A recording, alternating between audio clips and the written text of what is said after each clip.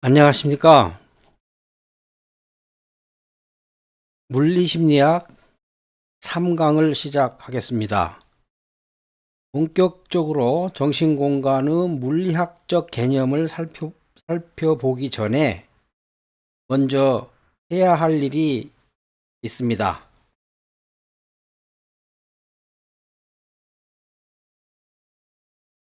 우리는 뇌를 버려야 합니다. 뇌를 버리다니 이 무슨 황당한 소린가 싶겠지만 우주를 이해하려면 뇌를 버리는 게 옳다고 생각합니다. 제가 하고 싶은 이야기의 핵심은 정신작용이 일어나는 최종 장소는 뇌가 아니라는 말입니다. 지금까지 잘못 알고 있었던 거죠.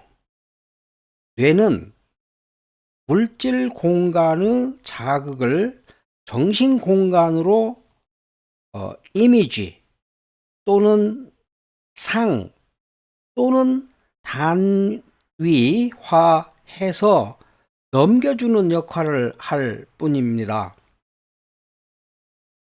즉, 물체의 자극이 이미지가 되어 정신 공간으로 넘어가는 순간 물리법칙의 지배를 받는다는 말입니다. 눈에 보이는 물체가 눈에 보이지 않는 이미지 또는 상으로 어떻게 건너가는지 아마도 궁금하실 거라고 생각이 되는데요. 이 강의의 후반에서 그 점에 대한 이야기가 자세하게 제시될 겁니다. 우리 인류는 지금까지 뇌에 모든 답이 있을 거라고 믿어왔습니다. 즉, 응답하기 곤란한 혹은 응답할 수 없는 문제에 봉착할 때마다 뇌의 미스테리로 치부하면서 응답을 회피했던 겁니다. 뇌는 다른 신체 기관처럼 신체의 일부일 뿐입니다.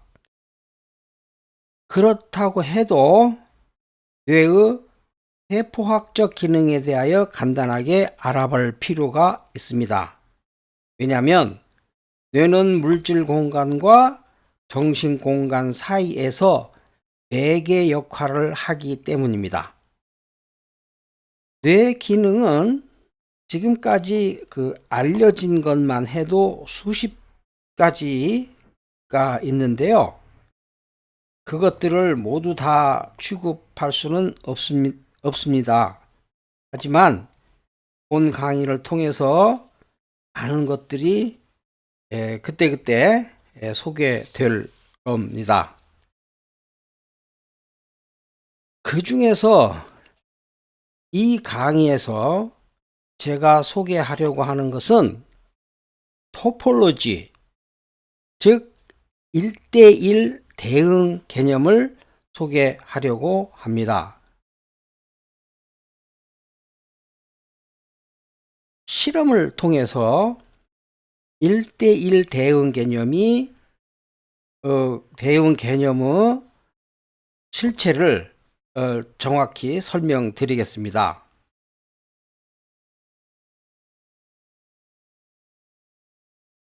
여기 지금 고양이 새끼가 있고요. 있는데요. 이 지금 고양이 눈을 안경 같은 고글로 지금 차단을 한 상태거든요. 지금 그래서 이 고양이의 눈에는 지금 이 왼쪽 그림에서 보이는 것처럼 세로로 세워진 물건만 보이게끔 이 장치가 만들어졌습니다. 그러니까 가로로 놓인 물체를 보지 못하게끔 했다는 말이 되겠는데요. 즉, 이 실험의 그 목적은 뇌하고 바깥의 그 자극 그 종류하고 어떻게 연결이 되는지를 보기 위한 실험인데요. 그 실험 결과가 아주 선명하게 나왔습니다. 우선 그 행동 관찰을 해보니까 나중에 이제 이 고양이의 그 눈에 씌운 이 실험 장치를 제거하고 그리고 나서 나중에 고양이의 행동을 관찰해 보니까 이 가로로 놓인 물체를 보지 못하는 것처럼 보여요. 그러니까 예를 들자면은 가로로 놓인 물체를 무시하고 막 지나가려고 한다든지 아니면 걸려서 넘어진다든지 이와 같은 그 행동을 보이는 거죠. 그리고 나중에 이제 이 그 고양이의 뇌를 해부를 해서 보니까 가로로 된 물체를 담당하는 뇌세포가 성장하지를 않았다는 사실이 밝혀졌습니다. 지금 제가 설명하고 싶은 이야기의 핵심은 외부에서 들어오는 자극과 뇌 안에 있는 뇌세포는 1대1 대응 상태를 보이더라. 그런 것을 지금 소개하려고 하는 겁니다. 그런데 환경과 뇌와 환경과 뇌는 1대1 연결이 되는데 저는 그 대응 개념을 정신공간까지 확장을 하려고 하는 것이 저의 생각입니다. 그래서 물질 공간, 그러니까 환경이죠. 그다음에 뇌, 그리고 뇌를 건너서 정신공간, 이 세 종류 공간에서 1대1 대인 관계를 이룬다는 말입니다. 그것은 곧 물질 공간에 없는 것은 뇌에도 없고 그래서 정신 공간에도 존재하지 않는다는 의미입니다. 상이라든지 혹은 이미지 자체가 뇌 안에 존재한다는 말이 아닙니다. 지금 제가 강조하고 싶은 것이 바로 그 점입니다. 자, 여기 그 간단한 가상 실험을 하나 해보겠는데요. 나중에 시간이 나실 때 실제로 한번 해 보시기 바랍니다. 눈을 감은 상태에서 토끼 한 마리를 머리에 떠올려 보세요. 아마도 토끼가 보일 겁니다. 귀가 길고 꼬리가 뭉툭한 토끼가 보일 겁니다.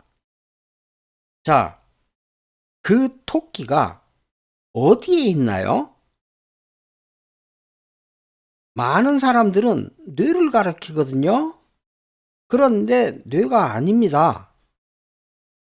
자, 뇌 사진을 보면 이렇게 생겼습니다.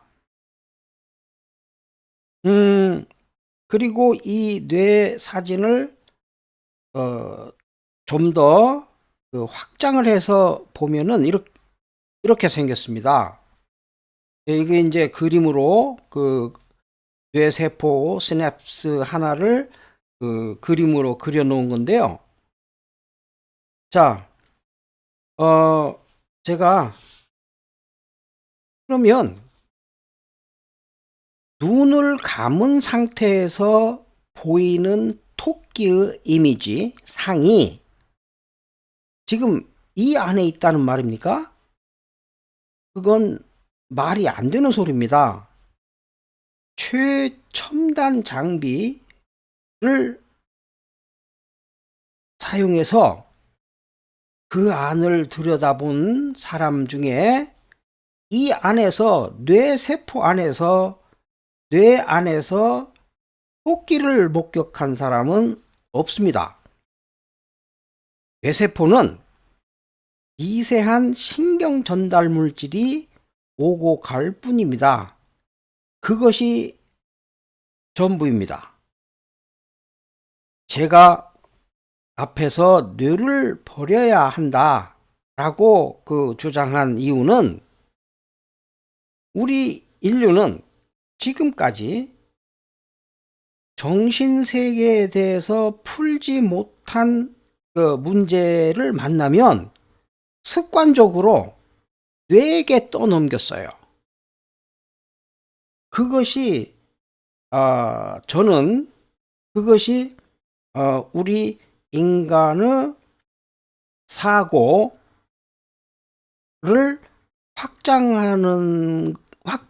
확장을 방해했다고 보고 있습니다.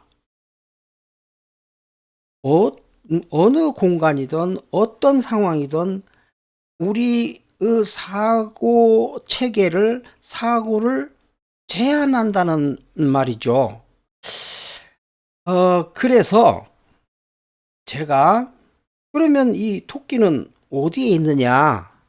어디에 존재하느냐?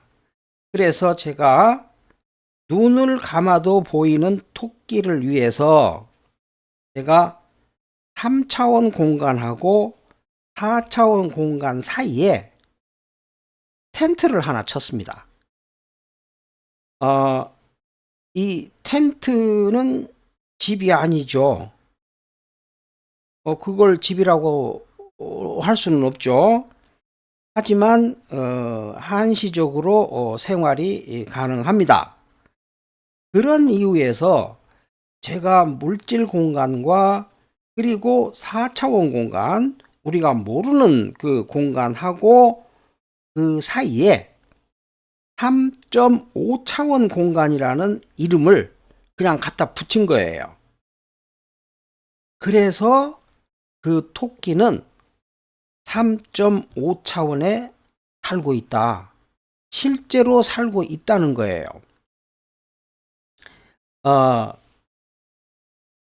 자, 그래서 제가 3차원 공간하고 4차원 공간 사이에 하나를 만든 겁니다. 3.5차원 공간이라는 개념을 하나를 만들었다고 보시면 되는데요.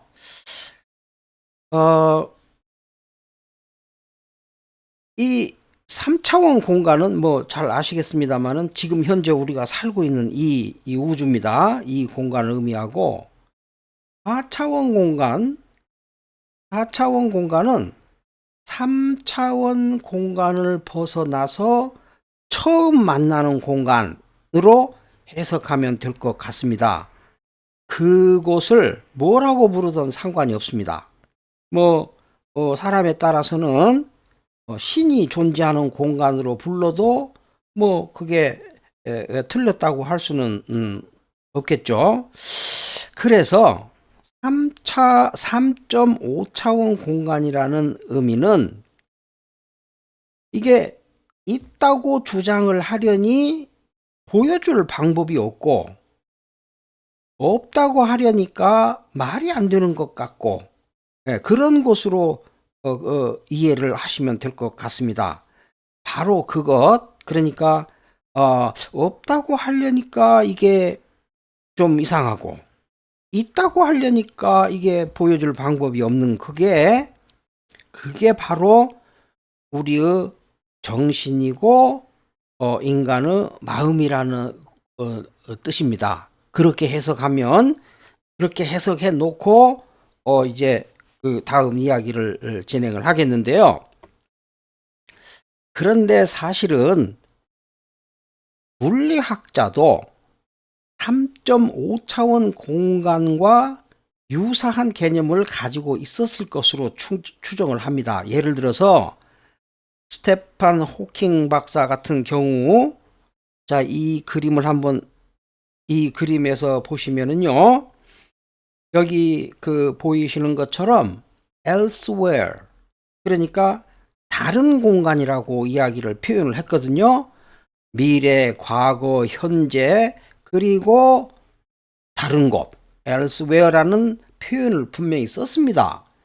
그 말은 우리가 뭔가 이 그 물리학자들도 다른 공간이 있다는 개념을 가지고 있었을 거다라는 게 제 생각입니다. 또 하나 사례를 들자면 MIT의 그 데이비드 마라는 그 사람이 있었는데요. 이 사람은 2.5차원 공간이라는 용어를 사용했습니다. 결국은 2.5차원이든 3.5차원이든 결국은 한시적으로 존재하는 공간 개념을 의미하는 것으로 이해를 하시면 될 것 같습니다. 이 그 데이비드 만은 그 눈에 보이지 않는 정보라든지 개념이 3차원 공간, 물질 공간을 벗어나는 것을 싫어했기 때문에 그처럼 그 현실적인 표현을 활용했을 거다라는 생각입니다. 그래서 자, 이 그림의 그 핵심은 물질 공간에 존재하는 물체 또는 어떤 사건과 정신 공간에 존재하는 이미지 혹은 상 혹은 단위, 저는 단위라고 표현을 하는데요. 단위는 뇌를 매개로, 뇌세포를 매개로 1대1 대응 관계를 유지한다 하는 그 개념을 제시하기 위하여 이 그림을 보여드리는 겁니다. 요즘 그 물리학자가 인지심리학에 관심을 가지는 것 같습니다. 특히 관찰자가 있을 때 입자가 사라지는 이 분신술 같은 그 현상을 이게 설명하지 못하면서 그것이 의식이 아닐까 그런 그 생각을 하는 것으로 판단이 됩니다. 만약에 누군가 저에게 의식이 뭐냐라고 묻는다면 저는 의식은 정신 공간에서 뭔가를 응시하는 것 또는 보는 것이라고 말할 겁니다. 본다 또는 보인다는 개념이 성립하려면 반드시 세 가지 조건이 갖춰져야 합니다. 첫째는 대상이 있어야 되고, 물체죠. 단위, 이미지가 있어야 되고, 그 다음에 그 물체를 바라보는 시력이 있어야 됩니다. 그리고 그 모든 것을 수용해주는 공간이 있어야 됩니다. 그러니까 우리 그 물리 공간에서는 물체가 있어야 되고 시력이 있어야 되고 그리고 그것들을 수용하는 공간이 있어야 된다. 그 중에 하나만 없어도 보인다는 의식은 발생할 수가 없죠. 눈을 감은 상태에서도 여러분이 뭔가를 보고 있다면 그것은 곧 정신 공간의 실존을 수용해야 한다는 것을 의미한다고 볼 수가 있겠습니다. 자, 이제 먼 길을 가야 하거든요. 그런데 그래서 일단 제가 다음과 같은 이 개념을 미리 소개를 드리겠습니다. 3차원 공간의 최대 속도는 잘 아시는 것처럼 광속입니다. 빛보다 빠른 것은 없습니다. 제가 만든 거예요. 3.5차원 공간, 우리 그러니까 정신작용이 진행되는 3.5 디멘션, 이 3.5D 공간에서 최대 속도는 심속입니다. 마음, 속도라는 뜻이에요. 마음의 속도가 있고요. 그 다음에 그 4차원 공간, 그러니까 이것은 그 물리학에서 이야기하는 4차원보다는 지금 현실 공간을 벗어나서 처음 만나는 공간, 뭐 그렇게 이해를 해도 되겠는데요. 그곳의 최대 속도는 신속입니다. 신속. 여기에서 신은 god이라는 말이에요. 신.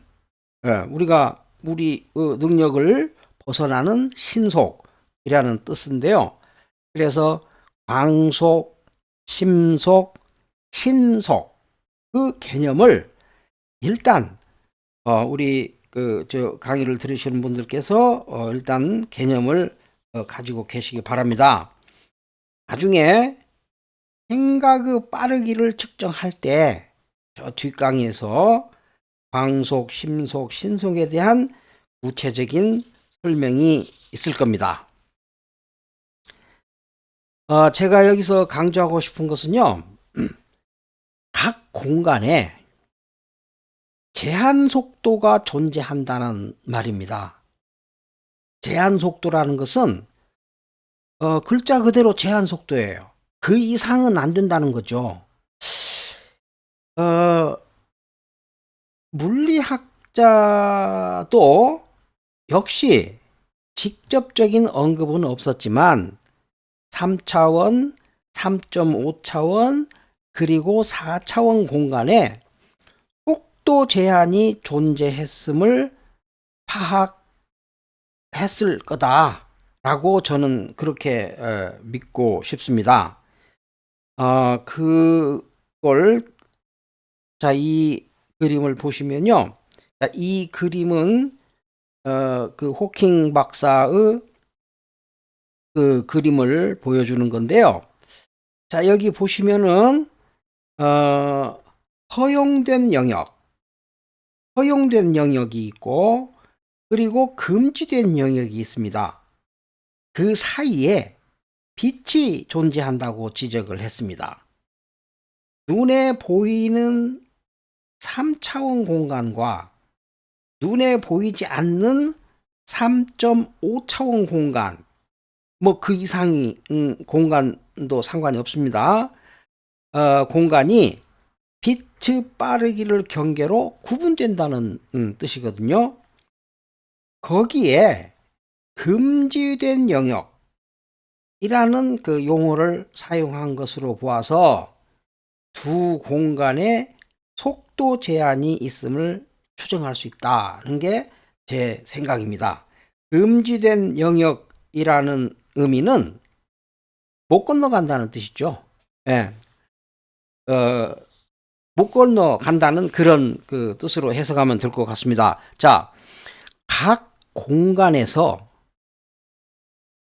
속도 규정을 위반하는 존재는 해당 공간으로부터 추방을 당합니다. 이제 이것도 제 그 개인적인 생각입니다만은, 그래서 이 물리학 측면에서 그와 같은 퇴출, 쫓아내는 거죠. 다 그 옆 공간으로 이걸 갖다가 변형, 트랜스포메이션 또는 텔레포테이션이라고도 해석을 합니다. 문학적 용어로는 이걸 둔갑이라고도 뭐 불러도 상관이 없겠죠. 자, 예를 들어보겠습니다. 정신 공간에서, 우리 눈에 보이지 않는 정신 공간에서 심속, 마음의 속도로 비행 중이던 어떤 이미지가 심속 이하로 갑자기 비행 속도를 낮춘다면 현실 공간에 없었던 토끼가 갑자기 3차원 공간에 나타날 수 있다는 말입니다. 자, 이게 어떻게 보면 좀 황당한 이야기인 것 같습니다만은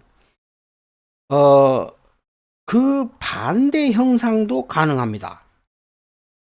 제가 변형 또는 순간 이동, 아까 그 텔리포테이션 같은 경우를 순간 이동이라고 하는데요.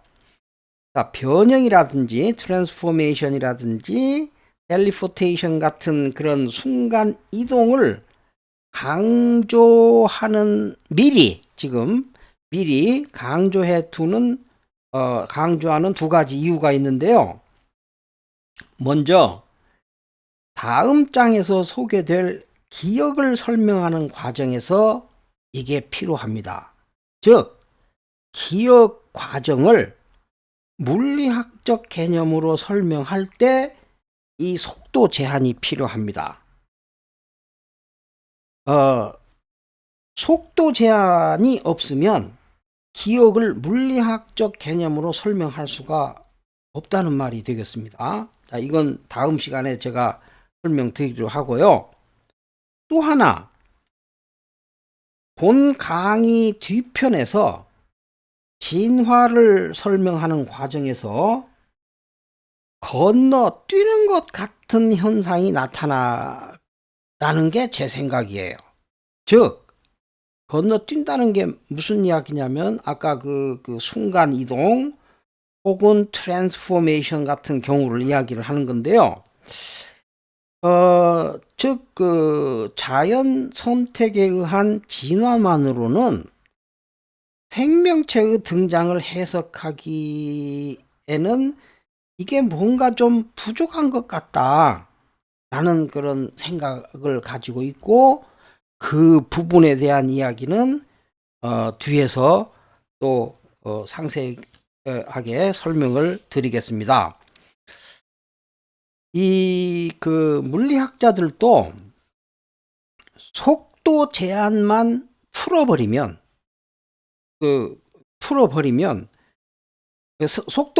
속도 제한만 무시해버리면 변형이든 둔갑이든 아니면 순간 이동이든 가능하다고 보았던 것 아닌가 싶습니다. 즉, 옆 공간이라는 것은 예를 들어서 정신 공간에서 물질 공간 혹은 물질 공간에서 또 다른 공간으로 건너가는 것이 가능하다고 생각했을 것 같아요. 이 그 물리학자들의 이야기를 들어보면 그렇습니다. 물론 그분들이 직접적으로 그게 가능하다는 표현을 한 것은 없습니다. 제가 해석하는 부분인데요. 만약 물리학자가 변형 또는 둔갑을 생각했을 것 같은데, 만약에 생각하지 못했다면 지금이라도 우리는 그 방향으로 가야 합니다.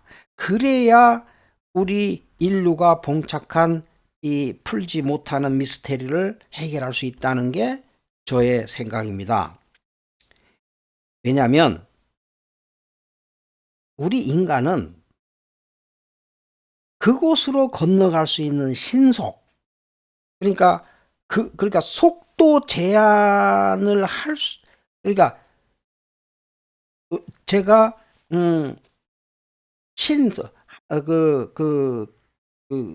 God speed, 신속을 가지고 있어요. 일부. 그게 가능합니다. 그러니까 우리는 과거로도 가고 미래로도 가거든요. 근데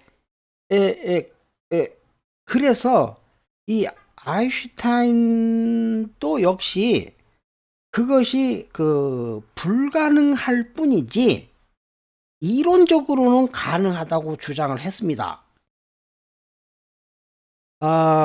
지금 제가 하고 싶은 이야기의 가장 핵심은 이 장에서 하고 싶은 이야기의 핵심은 결국 이 우주의 모든 것은 속도, 즉 빠르기가 열쇠를 쥐고 있다. 그러니까 우리가 만약에 미래에 이 광속에 근접하거나 혹은 그 이상의 어떤 빠르기를 우리가 그 손에 쥘 수만 있다면 우리는 전혀 다른 그 세상을 가볼 수도 있지 않을까 하는 것이 제 생각입니다. 그래서 지금 저 이제 그 첫 번째 강의, 두 번째 강의, 세 번째 강의에서 진행된 그 강의 내용을 요약을 딱 하자면 이렇게 생겼습니다. 정신공간은 독립적으로 실존한다는 걸 주장했고요. 정신공간에서도 물리법칙이 작동한다라고 주장을 했고요. 그리고 정신공간과 물질공간은 쌍둥이로, 왜냐하면 DNA가 같으니까 쌍둥이로 현재 우주에서 동시 팽창하는 중이다. 지금 그렇게 요약을 할 수 있겠습니다. 다음 강의에서는 정신공간의 구조를 구체적으로 살펴보겠는데요. 정신작용의 가장 기본적인 것은 기억입니다. 그래서 다음 시간에 고전적 기억과 본 강사가 제시하는 물리학적 기억은 완전히 다릅니다. 비슷한 게 아니에요. 전혀 다른 개념입니다. 그걸 물리학적 개념으로 기억을 설명하는 과정을 다음 시간에 소개하겠습니다.